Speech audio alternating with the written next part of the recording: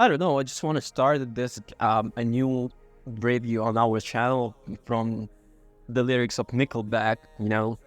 The song "How You Remind Me." But when I was younger, I was very interested in Eastern religions, despite my Catholic upbringing, and things like Buddhism, Taoism, and all those Eastern religions took my interest, the world, and what it meant to survive in the world of the strife. Perhaps this stemmed from my familiarity and comfort with the notion of death, a conversation topic now, late for I regularly discuss in detail over the meals, over the supper, and our lunch. So I'm just like it's just like not related to anything. Let's start about talking about an actually interesting game which called Nine Souls, and it feels like Nine Souls came out of nowhere. Well, I remember seeing Red Candle Games announcing Nine Souls in 2021 and its crowdfunding campaign in 2022. But I didn't expect to see the manifests in 2024 actually as an aesthetically remarkable and powerful 2D Metrodemy. Nine Souls is described by Red Candle Games as a lore-rich, hand-drawn, 2D action platformer featuring secure-inspired deflection-focused combat, featuring punk art and thematic. Nine Souls explores an Asian fantasy-inspired world involving revenge and mystery. As Yi, a cat samurai in a bright yellow kimono, I was to slay the Nine Souls and figure out the fate of the world around me. Wait a minute. Did I say a Talpang? What the hell is that? I think that Talpang is a hybrid thematic incorporating cyberpunk futurism with traditional East Asian elements.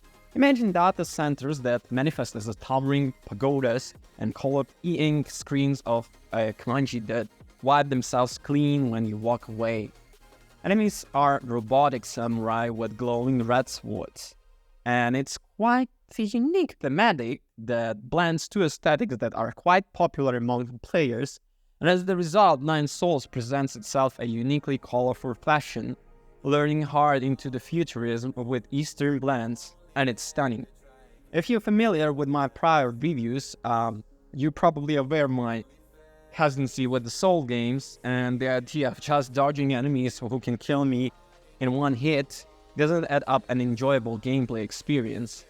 And yet I enjoyed Sifu and Eternal Noctis, both of which are grueling combat-forward games that forced me to reconcile with the notion of dying, retracting my steps, potentially dying again, and facing ridiculously powered bosses. I died a lot in Nine Souls. Not Nine Souls, lol. Nine Souls. A lot. My first few hours of Nine Souls were spent agonizing over what I thought was unfair enemies, cheap attacks, and doing what I thought was the only way to survive, dodging. As it turns out, dodging wasn't always the play. In fact, only 10 of my defensive menus should have been dodging. The other 90% I should have been utilizing from the start was parrying. Simply timing a parry could temporarily disarm an opponent, letting me follow up with the talisman explosion or some additional melee attacks. Once I had the parrying it down, which took far less time than I had imagined it would have taken, suddenly Nine Souls combat opened up where the wild difficulty becomes significantly easier to manage. While the parry mechanics in Nine Souls, bread and butter, pirated combat away from the mindless melee strikes and pushing into a more fluid stream of attack. In many ways, it felt eerily similar to Sifu combat manifesting in a 2D plane. A robotic samurai would sprinkle indicating that a deflectable attacks was incoming. When I timed the parry correctly, I would have dashed throughout the enemy and plant talisman on the would-be explode. I love how many combats work because of how I could aim closer to old school kung fu and ninja tropes. Well, again, combat makes the player feel like they are powerful and good at something, in this case deflecting, attacking like a seasoned fighter. It helps fulfill a power fantasy. Why dodge when your character is built to parry and withstand the attacks? Well, 9 souls difficulty steadily ramped up as I obtained staple Metroidvania transversal mechanics like air dodge and double jump. Battles would increase in length, while bosses would enact larger chains of attack with increasing variance. By the end of the game, a single wave of attacks would involve me parrying 3 times in a row, jumping them to parry again, air dodge, parry, and then planting a talisman change on their body. Whether or not 9 souls is to be considered Lord Rich is up for debate. I have taken a lot of unknown and it will be described as promotional materials as well as from the other players, and I just don't see it. The drip-felt approach to getting me invested by each journey doesn't pass the sniff test in the game, being heavy with the lore. When I think the Lord Rich games, I think of games that bring me along for the ride in fleshing out explosion and exposition and the context in which the protagonist's journey exists. When mystique is utilized too heavily, it takes away the power of the player's action and prevents emotional investments in the protagonist along with the protagonist's compatriots. I didn't really get the opportunity to see a fleshed out universe with the deep backstory in 9 souls, at least until about 16 or so hours in.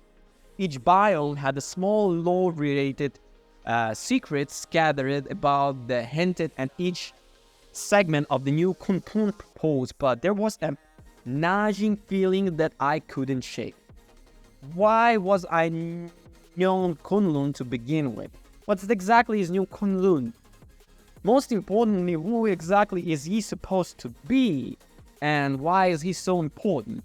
All of these questions end up getting answered by the final boss in the lore-dump fashion, Aiken and Tsukujima famous several hour-long endgame cutscenes. But the fact remains that the 9 souls had some lore-parsing issues. It kept its world building, and, it is what it is. Well, to be honest, I'm usually very critical of Metroidvanias with the middling platforming, or at least those that miss out the opportunities that take advantage to 2D spaces with a complex transversal. 9 Souls doesn't go all in the complex performing like I noticed. Instead of full transversal segments that proved challenging, ended up rewarding me for going off beaten path in form tournament help upgrades and talismans I could equip Yi with no to give him an edge in a form or a few more invincibly frames, but I didn't get it. Instead, 9 Souls combat kept me focused on timing and survival. So before I wrap things up, I want to empathize that 9 Souls is difficult but fair. Once you are able to master detecting the game opens in the fast ways accomplished. That said, that the game is too difficult. I recommend that they turn the difficulty down just to get to the end. I never turned down the difficulty during my playthrough only because I was able to get to the end after enough patience.